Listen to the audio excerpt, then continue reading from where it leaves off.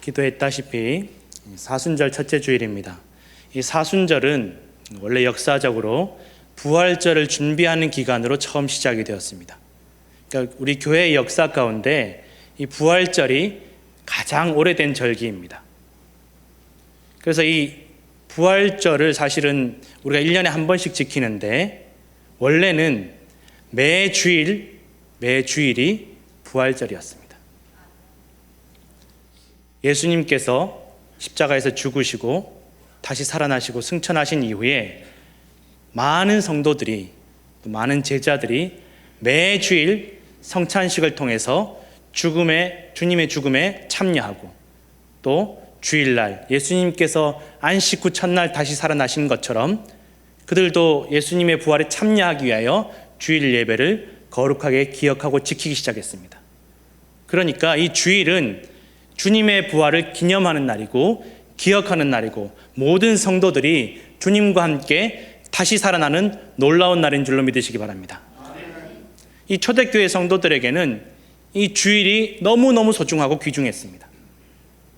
박해가 몹시도 심했던 초창기 교인, 초대교회 성도들 가운데 이 주일 때문에 하루하루 희망을 가지고 살아가는 사람들이 대부분이었다라는 것입니다. 여러분, 터키에 가면 카타콤이라는 유적지가 있습니다. 그 카타콤은 박해를 피해서 많은 성도들이 지하에서 예배를 드리던 공간입니다. 아마 가보시면 아시겠지만 지하 5층 규모의 거대한 도시가 그 카타콤 안에 형성이 되어 있습니다. 저도 한번 들어가 보니까 잠깐 그냥 한 몇 시간 둘러보는 것만으로도 숨이 막혀서 견딜 수가 없더라고요. 내가 그냥 잠깐 지나가는 것만으로도 이렇게 숨이 답답하고 죽을 것만 같은데 어떻게 여기서 생활하고 살며 예배를 드릴 수 있을까?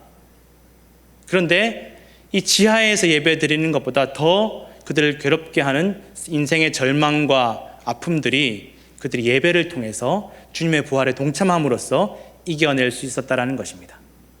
주일 예배가 삶의 희망이었고 소망이었습니다. 그래서 목숨 걸고 이 예배를 지켰습니다.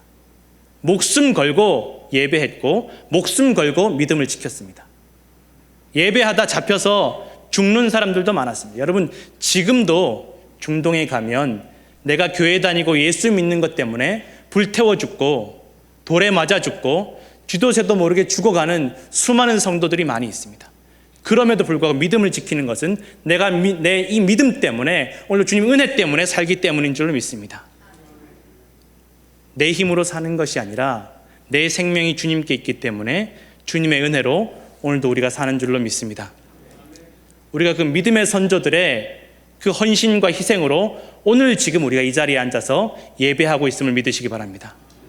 수없이 많은 세월 동안 많은 믿음의 조상들이 이 예배를 지키기 위해서, 이 교회를 지키기 위해서 생명을 바쳤고 피를 흘렸음을 여러분 기억하시기를 부탁드립니다. 이 주일 예배가 그래서 귀합니다. 너무너무 귀합니다. 이 주일은 우리의 영혼이 하나님의 부활에 참여하는 날인 줄로 믿으시기 바랍니다. 그래서 예전 초대교회 시절에는 40일간 금식하면서 회개하면서 그렇게 부활절을 기다렸습니다. 그냥 내가 고난을 통해서 내가 고난받으니까 내 죄가 씻어지겠지, 내가 죄를 지었으니까 벌을 받아야지 하는 그 사순절 기간이 아니라 부활절을 기다리는, 나를 하나님 앞에서 경건하게 정결하게 기다리는 기간이 바로 사순절이었음을 믿으시기 바랍니다. 그래서 사순절이 시작되는 제수요일에 초대교회에서는 성도들의 이마에 재를 뿌리면서 너는 흙이니 흙으로 돌아갈 것임을 기억하라라고 말씀했습니다. 우리가 이 사순절 기간에 우리 스스로를 돌아보아야 될 줄로 믿습니다. 우리는 하나님 앞에서 아무것도 아닙니다. 주님 은혜로 오늘도 우리가 살아있고 예배하고 감사하고 기뻐하는 줄로 믿으시기 바랍니다. 이 그리스도의 희생과 고난을 기억하면서 내 생각, 내 판단, 내 욕심을 다 내려놓고 내 인생의 주도권을, 내 생명의 주도권을 하나님께 내어드리고 또 하나님께서 내 인생을 끌고 가시는 것을 여러분 인정하는 기간이 바로 이 사순절 기간임을 믿으시기 바랍니다. 여러분, 그리스도인이 된다라는 것은 하나님을 인정하는 시간입니다. 하나님을 인정하는 것입니다. 내가 내 삶의 주인이 아니라 하나님만이, 주님만이, 오직 주님께서 내 인생의 주인이 되심을 고백하는 것이 바로 그리스도인의 삶인 줄로 믿습니다. 그래서 이 사순절 기간 동안 우리가 여러분, 내가 하고 싶은 것 참고, 내가 먹고 싶은 것 참고, 그러면서 하나님 앞에서 내 마음을, 내 욕심을 내려놓으시기를 부탁드립니다. 오늘 본문에 보면 예수님께서 광야로 가십니다. 그런데 그냥 광야로 가시는 것이 아니라 내가 이제 광야로 가서 좀 기도하고 준비하고 이제 공생애를 준비해야 되겠다 해서 광야로 가시는 것이 아니라 마태복음, 마가복음, 누가복음에 기록된 것을 보면 성령께서 예수님을 광야로 이끌어 가셨다라고 기록되어 있습니다. 마가복음에는 심지어 뭐라고 기록되어 있느냐 하면 성령께서 예수님을 광야로 몰아가셨다라고, 내모셨다라고 기록되어 있습니다. 여러분, 오늘 예수님께서, 성령께서 인도하시는 대로 광야로 가시기 직전에 무슨 사건이 있었냐면 세례 요한에게 세례를 받으셨고, 그 세례 받으실 때에 성령이 비둘기처럼 예수님에게 임하시고 너는 내 사랑하는 아들이요 내 기뻐하는 자라라고 하나님의 음성을 들었다라고 기록되어 있습니다. 여러분, 우리도 이런 음성을 듣고 싶지 않습니까? 어쩌면 이런 음성을 들으신 분이 있을지도 모르겠습니다. 너는 내 자녀이다. 내가 너를 기뻐한다. 은혜를 받고 성령 체험을 합니다. 그런데 예수님께서 이 감격스러운 성령 체험을 하시고 나서 광야로 갑니다. 우리가 생각하면 내가 정말 은혜를 체험하고 성령 체험했고 그러면 정말 화려하고 멋진 길로, 하나님께서 내 인생을 형통한 길로, 아무것도 막히는 것이 없고 거리낌이 없는 길로 인도하실 것만 같은데 광야로 인도하셨습니다. 아무도 없고 먹을 것도 마실 것도 없고 짐승들밖에 없는 외로운 그 광야로 인도하셨고 그곳에서 40일간 금식하게 하셨습니다. 우리가 예수님을 영접하고 은혜를 체험하고 또 내가 그리스도인으로 살아가기 시작하면 이제 하나님께서 나를 지켜주시니까 어려움이 없겠지, 이제는 만사형통한 일만 있겠지. 여러분, 주님께서 우리에게 성령을 부어주시고 또 은혜를 체험하게 하시고 기적을 체험하게 하시는 것은, 그 주님의 부르심은 사명의 길이고 소명의 길인 줄을 믿으시기 바랍니다. 너 편안하게 잘 먹고 잘 살고 세상에서 너 혼자 떵떵거리면서 잘 살라고 우리를 부르시는 것이 아니라 하나님께서 우리에게 사명을 맡겨주시기 위해서 부르신 줄로 믿으시기 바랍니다. 내가 그리스도인 된 것은 주님의 사명을 위한 것입니다. 여러분, 그것을 기억해야 될 줄로 믿습니다. 그 예수님께서 광야로 가십니다. 40일간 금식하십니다. 보통 그때 당시, 예수님 당시에 유대인들은 하나님 앞에 금식을 할 때 낮에만 했습니다. 해가 지면 금식을 하지 않았습니다. 그런데 성경에는 예수님께서 40일간 밤낮으로 금식하셨다라고 기록되어 있습니다. 내가 늘 해오던 대로, 우리 민족이 늘 해오던 것보다 더 금식하시고 더 경건하기 위해서 애를 썼고 더 하나님 앞에서 낮아지시기 위해서 애를 쓰신 줄로 믿으시기 바랍니다. 우리가 신앙생활할 때 이래야 될 줄로 믿습니다. 이 정도면 되겠지, 내가 이 정도만 지키면 되겠지, 자기 스스로 가이드라인을 만들어 놓고 여기까지 이상을 넘어가지 않는 경우가 얼마나 많이 있는지 모릅니다. 여러분, 믿음의 길에는 그 선을 넘어가시기를 바랍니다. 내가 생각해 놓았던 그 한계를 넘어서 주님께 나아가시는 우리 초대교회 성도님들 되시기를 부탁드립니다. 밤낮으로 40일간 금식하시고 몸도 지치고 마음도 지치고 기운도 없고 이제 한계에 다다랐을 그때 마귀가 찾아옵니다. 가장 인간적으로 약해졌을 때, 내가 인간적으로 무너지기 직전일 때 마귀가 찾아옵니다. 그리고 유혹합니다. 여러분, 사탄은 내가 언제 가장 약한지를 압니다. 내가 언제 넘어지기 쉬운지를 잘 압니다. 예수님께도 충분히 40일간의 시간이 있었음에도 불구하고 이 40일이 다 끝날 때쯤 예수님을 찾아와서 유혹하고 시험합니다. 우리가 잘 아는 대로 세 가지 시험을 납니다. 첫 번째는 너 하나님의 아들이잖아. 하나님께서 너에게 성령이 비둘기처럼 오셔서 음성을 들려주셨잖아. 너는 내 아들이요, 내 사랑하는 아들이요, 내 기뻐하는 자라고 음성을 들려주셨으니까 너가 정말 하나님 아들이라면 이 돌들에게 명해서 떡으로 바꾸어라. 그래서 너의 배고픔을 해결해라. 당장 네 눈앞에 있는 이 어려움을 해결해 보아라. 네 눈에 앞에 있는 이 어려움을 해결해 봐라. 넌 하나님의 아들이니까, 하나님께서 너에게 음성을 들려주셨으니까 한번 해결해 보아라. 여러분, 이 마귀의 시험에서 가장 큰 문제가 무엇이냐? 마귀는 하나님에 대한 우리의 믿음을, 예수님의 믿음을 흔들어 버립니다. 의심하게 만듭니다. 정말 하나님께서 나를 도와주실까? 내가 정말 하나님 아들이 맞나? 한번 시험해 볼까? 정말 하나님이 나를 도와주실까? 정말 하나님께 나에게 능력을 주실까? 의심하게 만듭니다. 마귀의 목적은 우리로 하여금 하나님을 의심하게 만드는 데 있습니다. 마귀의 말대로 따라가는 그 순간 하나님을 의심하게 되고 우리의 믿음을 잃어버리게 되고 하나님과의 관계는 철저하게 단절되는 줄로 믿으시기 바랍니다. 마귀는 교묘합니다. 정말 우리가 붙잡아야 될 것은 하나님에 대한 믿음인데 마귀는 우리의 시선을 우리 눈앞에 있는 어려움으로 돌립니다. 우리 눈앞에 닥친 어려움으로 온통 우리의 마음을 거기에 빼앗기게 만들어버립니다. 그리고 하나님을 의심하게 만듭니다. 정말 하나님께서 살아계신가? 정말 하나님이 나를 도와주실까? 시험해 볼까? 여러분, 그 순간 우리의 믿음을 사라져버리는 것인 겁니다. 그때 예수님께서 이 시험을 어떻게 이겨내시느냐? 말씀으로 이겨내십니다. 구약 성경에 나온 말씀으로 이겨내십니다. 떡으로만 살 것이 아니요 오직 하나님의 입으로 나오는 말씀으로 살 것이다. 예수님께서 말씀으로 대답을 하니까 여러분, 교묘하게도 마귀가 말씀으로 시험을 합니다. 시편에 보니까 뛰어내리면 하나님께서 너 도와주신다고 하더라. 뛰어내려봐라. 이 성전, 이 높은 성전에서 뛰어내려봐라.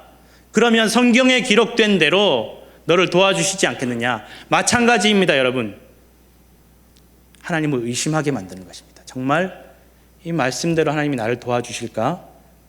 정말 하나님 살아계실까? 시험해 볼까? 테스트해 볼까? 하나님을 테스트해 볼까?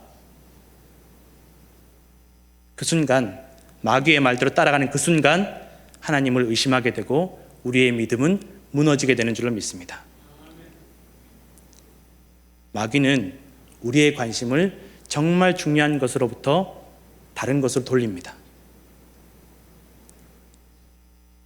그때 예수님께 또다시 말씀으로 대답하십니다. 기록되었을 때 주 너의 하나님을 시험하지 말라 하셨다. 하나님을 시험하지 마라. 예수님께서 마귀의 목적을 정확하게 아신 것입니다.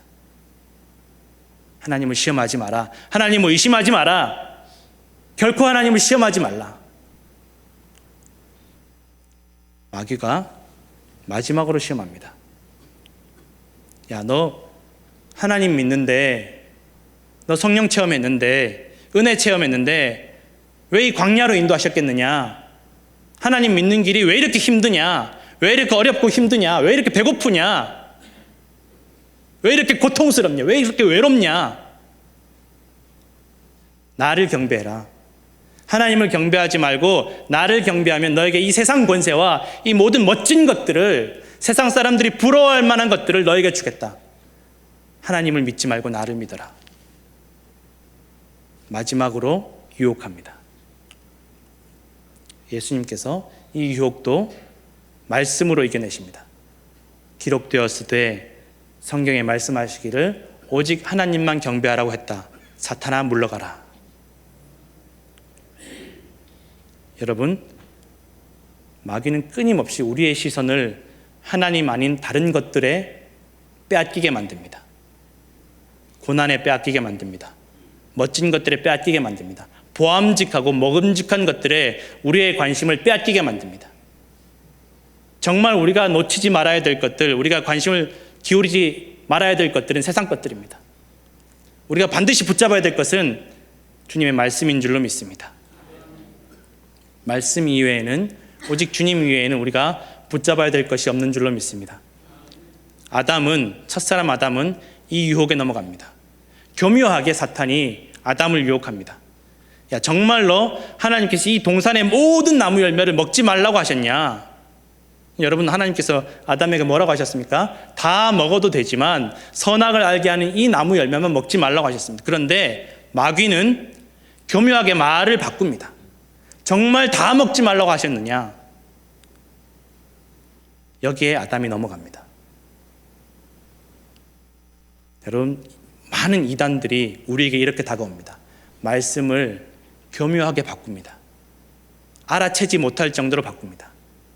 그리고 넘어뜨립니다.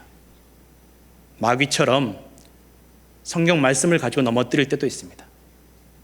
그래서 우린 여러분, 말씀을 끊임없이 묵상하고 예배하고 말씀 가운데 젖어 살아야 될 줄로 믿습니다. 이 말씀을 붙잡고 나아가야 될 줄로 믿습니다. 우리는 여러분, 말씀을 기억할 만한 힘이 없습니다. 은혜를 간직할 만한 힘이 없습니다. 감사를 간직할 만한 능력이 없습니다. 말씀을 들어도 금세 잊어버리고 은혜를 받아도 금세 그 은혜를 쏟아버리는 것이 연약한 우리 자신의 모습입니다. 깨어진 독처럼 아무리 물을 채워도 물이 담기지 않는 그러한 모습이 바로 우리 인생의 모습인 줄로 믿습니다. 그래서 우리가 이 교회 안에, 예배 안에, 말씀 안에 날마다 머물러야 될 줄로 믿습니다. 이 교회가, 이 말씀이, 이 예배가 우리를 지키는 줄로 믿습니다. 그제서야 마귀가 물러갑니다. 그런데 성경에 보면 뭐라고 기록되어 있는, 마귀가 아예 물러간 것이 아니라 잠시 물러갔다라고 기록되어 있습니다. 마태복음, 마가복음, 누가복음이 조금씩 기록이 다른데 이 마귀가 잠시 물러갔다라고 기록되어 있습니다. 여러분, 마귀는 우리를 포기하지 않습니다.